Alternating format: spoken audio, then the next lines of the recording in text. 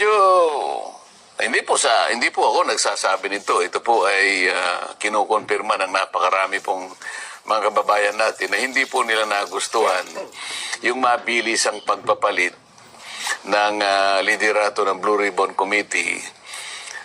Lalong-lalo na po doon sa panig ng paglalahad na po ng katotohanan. Yung pag-iimbestiga na po sa kanila pong palagay, ay meron na po silang nakikinikinitang mga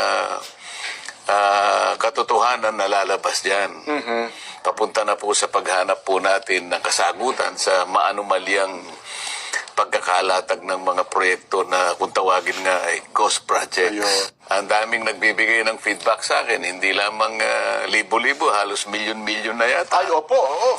Na hindi nila matanggap-tanggap na ako po'y biglang pinalitan bilang chairman ng Blue Ribbon Committee. Ang totoo po niyan, ako po talaga ang kanilang pakay. Ang presidente po ng Senado, si Senator Chis Escudero, ay parang collateral damage lang po yun. So tama pa rin lumabas sa mga social media, sir, na ang puntirya talaga kayo. Kasi hindi naman nila ako maalis kung hindi nila alisin yung puno. Ayun!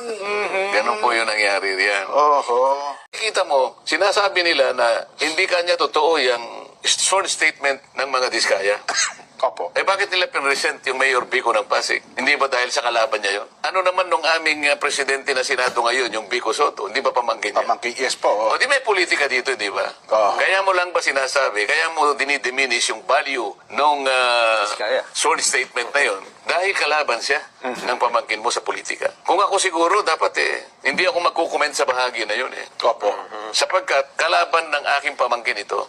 Hindi siguro magre-recuse siguro ako Hindi ikaw ang volunteer na palagay ko inedit ito.